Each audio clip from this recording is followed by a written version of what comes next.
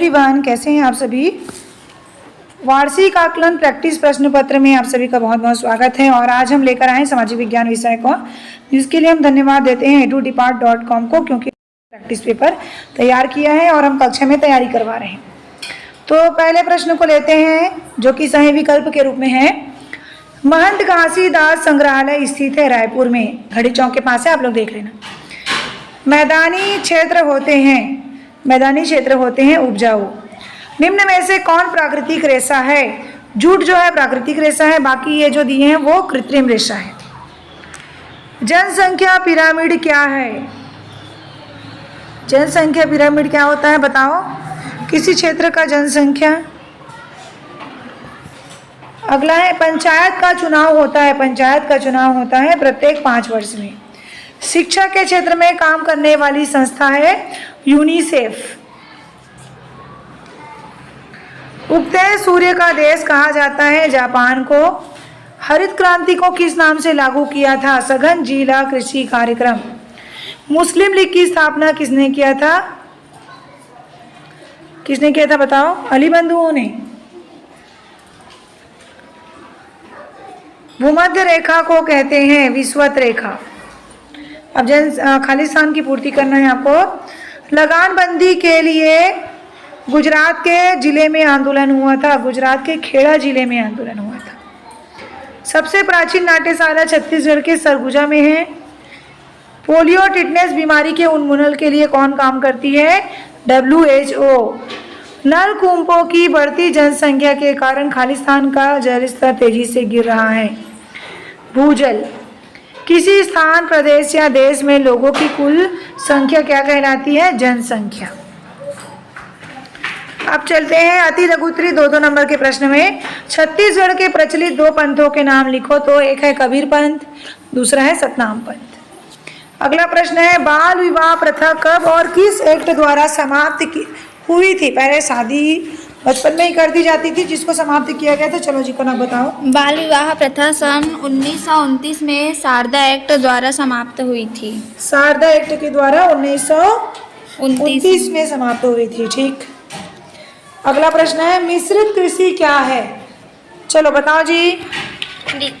मिश्रित कृषि में भी भूमि का उपयोग भोजन व चारे की फसलें उगाने और पशुधन पालन के लिए किया जाता है। यह यूरोप, पूर्वी संयुक्त राज्य अमेरिका, ऑस्ट्रेलिया, दक्षिण पूर्वी अंटार्कटिका, न्यूजीलैंड, अंटार्कटिका नहीं, ऑस्ट्रेलिया, न्यूजीलैंड, दक्षिण अफ्रीका, अर्जेंटीना में प्रचलित है ना।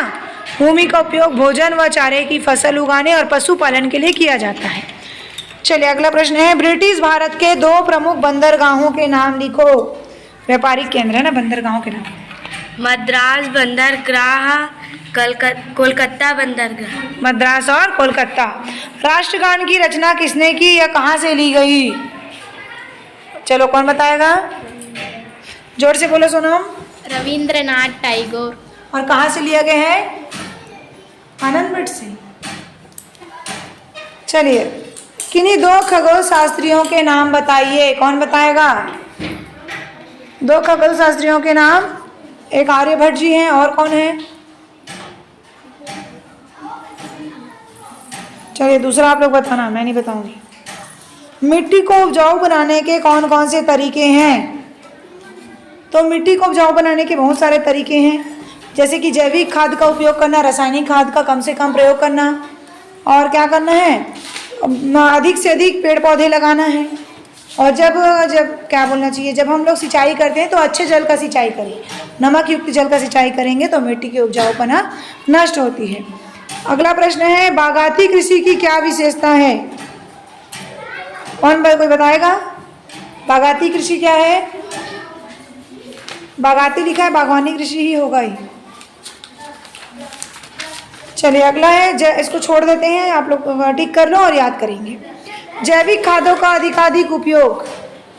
जैविक खाद जो है मिट्टी की उपजाऊ शक्ति को बढ़ाती है, साथ ही ये जो है हमारे स्वास्थ्य के लिए भी अच्छा होता है। रासायनिक खाद कहीं ना कहीं हमारे स्वास्थ्य के लिए नुकसान होते हैं जब उसके अधिक मात्रा में प्रयोग करते हैं, लेकिन जो जैविक खाद है जो जीवों से प्राप्त करते हैं वो हमारे लिए अच्छे होते हैं, लाभकारी होते हैं। अगला है काल में या प्राचीन भारत में प्रकाशित होने वाले 5 समाचार पत्रों के नाम बताना है। चलो बताओ। द हिंदू, अमृत बाजार पत्रिका, द इंडियन मिरर, हिंदू। रासायनिक खाद का व कीटनाशकों का विवेकपूर्ण प्रयोग करना चाहिए, क्यों? अभी बताया ना कि ज़्यादा अगर इसको प्रयोग करते हैं तो ये मिट्टी की उपजाऊ क्षमता को खत्म करती है, साथ ही ये हमारे शरीर के लिए भी नुकसानदायक होता है। विभिन्न प्रकार की बीमारियां इससे होने लगती है और हमारे शरीर को कमज़ोर करती है। इसलिए इसका विवेकपूर्ण जितनी आवश्यकता है उतना ही प्रयोग करना चाहिए। अगला है, हरित क्रांति के लिए सरकार ने क्या क्या प्रयास किया है? चंचल, चलो चंचल। हरित क्रांति नीति पंजाब, हरियाणा, पश्चिम उत्तर प्रदेश और तमिलनाडु के कुछ जिलों में सघन जिला कृषि कार्यक्रम के नाम से लागू दी गई। ठीक है, इसके लिए क्या क्या प्रयास किए और उसके लिए किसानों को जागरूक किया गया है ना, और फसलों के बारे में जानकारी, बीजों के बारे में जानकारी और रासायनिक खादों के बारे में जानकारी दी गई। छत्तीसगढ़ का नाम छत्तीसगढ़ किस प्रकार से पड़ा? सभी लोग को पता होगा, गाना सुने हो? क्या है गाना? है शिवनाथ नदी के उत्तर में 18 और शिवनाथ नदी के दक्षिण में 18। मतलब छत्तीसगढ़ इसलिए नाम पड़ा है क्योंकि छत्तीसगढ़, गढ़ मतलब किला, छत्तीसगढ़ में 36 प्रकार के गढ़ मिले हैं। 18 ऊपर में है और 18 गढ़ नीचे में है। गढ़ मतलब किले है ना, इसलिए छत्तीसगढ़ कहा जाता है। ट्रांसजेंडर के विषय में समाज में क्या धारणाएं हैं? कौन बताएगा? थर्ड जेंडर जिसको तृतीय लिंग बोलते हैं, छक्का भी बोलते हैं, उनके लिए गलत गलत धारणाएं हैं, है ना। जैसे कि लोग उनको क्या समझते हैं कि वो उनके पूर्व कर्मों के पाप है जिसके कारण से ऐसा जन्म मिला है, जबकि ऐसा नहीं है। वो विज्ञान के अंतर्गत जैसे क्रोमोसोम में परिवर्तन के कारण, एक थोड़ा सा संरचना में परिवर्तन की, गुणसूत्र में परिवर्तन के कारण ऐसा हुआ है, जबकि लोगों के अंदर उनके लिए बहुत सारी गलत धारणाएं व्याप्त हैं। यहाँ तक माँ बाप भी उनको अपनाते नहीं हैं, छोड़ देते हैं। बहुत सारी मुसीबतों का वो सामना करते हैं जिसके कारण से आपराधिक उसमें भी विलुप्त हो जाते हैं और उनके कई बार शारीरिक दोहन भी हुआ है, होता है, समाज में देखा गया है।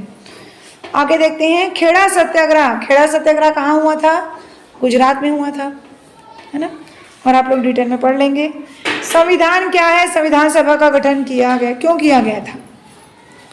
संविधान क्या है? संविधान जो है नियमों का, कानूनों का, जिसमें हमें कर्तव्य, अधिकार, मूल अधिकार, मौलिक अधिकार और हमारे कर्तव्य और नीति निर्देशक तत्व, सारी चीज़ें उसमें शामिल है। भारत का जो संविधान है सबसे बड़ा लिखित संविधान है। संविधान सभा का गठन किया गया था ताकि वो संविधान का निर्माण कर सके। मौलिक अधिकार व मौलिक कर्तव्य में क्या अंतर है? मौलिक अधिकार हमें सरकार के द्वारा प्राप्त है, वो हमारे अधिकार है, जैसे कि स्वतंत्रता का अधिकार, और क्या है? शिक्षा और संस्कृति का अधिकार है, और बहुत सारे अधिकार हैं। हमारे 6 अधिकार है मौलिक अधिकार, जबकि मौलिक कर्तव्य 11 हैं। मौलिक कर्तव्य हमें हमारे दायित्व का निर्वाह करने की बात करता है। जैसे कि पहले मौलिक कर्तव्य की बात करें तो राष्ट्रगान, राष्ट्रगीत के प्रति सम्मान व्यक्त करना, अपने देश की धरोहरों को संरक्षित रखने के लिए प्रयास करना और महापुरुषों के प्रति अपना सम्मान की भावना रखना, ये हमारे कर्तव्य हैं। और आगे बहुत सारे कर्तव्य हैं। तो मौलिक अधिकार, मौलिक कर्तव्य, मुख्य अंतर यह है कि इसको हम न्यायालय में प्राप्त कर सकते हैं, मौलिक अधिकार को, अगर हनन होता है तो, जबकि मौलिक कर्तव्य को हम न्यायालय में नहीं कर सकते, वो हमारे कर्तव्य हैं। हमें उसका दायित्व का निर्वाह करना है ताकि हमारे जो है देशभक्ति की भावना हो और हम देश के लिए अच्छा कार्य कर सकें। धात्विक खनिज व धात्विक खनिज में अंतर है, दोनों में धात्विक लिखा गया है, थोड़ा प्रिंट मिस्टेक है। धात्विक और अधात्विक खनिज में अंतर पूछा गया है। हाँ बोलो। धात्विक खनिज ऐसे खनिज जिनमें धातुएं मिलती है, धात्विक खनिज कहलाता है। इनमें चमक होती है। लोहा, तांबा, सोना, चांदी, बॉक्साइट धात्विक खनिज है। उसके उदाहरण है। अब अधात्विक खनिज को बताओ। जिन खनिजों में धातुएं नहीं मिलती अधात्विक खनिज है। इनमें चमक नहीं होती। उदाहरण बताओ। अभ्रक, मैग्नीज, सल्फर, लेड, नमक अधात्विक खनिज है। ठीक, अभ्रक, मैग्नीज ये सभी अधात्विक खनिज है। आगे है बड़े बांधों के निर्माण के पूर्व किन किन पर्यावरणीय पहलुओं को ध्यानपूर्वक देखना चाहिए? क्या क्या देखना चाहिए बड़े बांध को बनाने से पहले? आप लोग पढ़ लेंगे। उसके अथवा में है 1857 के पूर्व अंग्रेजों की सेना के भारतीय सिपाहियों में असंतोष क्यों था? 2 कारण था। एक तो चर्बी वाला कारतूस, चर्बी वाले कारतूस को उनको काटने बोला गया था, जिससे लिए भारतीय लोग, और उस चर्बी वाले गाय का जो मांस था उस कारतूस में, तो वो तोड़ने से इनकार कर दिए। और आगे आप लोग अच्छे से पढ़ लीजिए। संयुक्त राष्ट्र संघ के मुख्य उद्देश्य कौन कौन से हैं? कोई बताएगा? संयुक्त राष्ट्र संघ के उद्देश्य देखिए, उसके अथवा में है साइमन कमीशन क्या था? भारतीय जनता ने उसका विरोध क्यों किया? और है एक प्रश्न है, इसको मैं बताती हूँ आपको। किसी एक औद्योगिक विपदा का वर्णन कर उसके दुष्परिणाम लिखिए। अब इसको सुनिए। देखिए 1984 में मध्य प्रदेश की राजधानी भोपाल में एक बहुत बड़ा कार्बाइड जो फैक्ट्री थी, वहाँ पर एक गैस का रिसाव हुआ था, है ना, यूरेनियम उसका। तो उस गैस रिसाव में बहुत सारे 35,000 लोग मारे गए थे। तो ये एक औद्योगिक विपदा का बहुत बड़ा एग्जाम्पल है। और जो बचे थे वो आज भी पीड़ित हैं, उनके जो बच्चे हुए हैं वो भी पीड़ित हैं। उनको बहुत सारी गंभीर बीमारी जैसे कि चर्म रोग, स्किन डिसीज हो गया, आर्द्र शोध रोग, और कई प्रकार की उनको आज भी समस्याएं देखने को मिलती है, आज भी विकलांग है। तो ये औद्योगिक विपदा है। औद्योगिक जो इंडस्ट्री है वहाँ पर जो घटना घटी उसका फल अभी भी मिला। सोचो 35,000 लोग मारे गए थे, तो एक बहुत बड़ी विपदा आई थी भारत में। Thank you so much. और बाकी प्रश्नों के उत्तर जिनको छोड़े हैं आप लोग, कुछ बच्चे ऐसे बोलते हैं कि मैडम को नहीं आता इसलिए छोड़ दिए, तो मुझे क्यों आना है भाई? ऐप की प्रैक्टिस है, आप लोग को, आपके पास गाइड है, पुस्तक है, गूगल है, सर्च करो और पढ़ाई करो जितना हम लोग बताए हैं, डिस्कस किए हैं। ओके, बाकी आपको तैयारी करना है क्योंकि 2 दिन बाद ही आपकी पेपर है ना।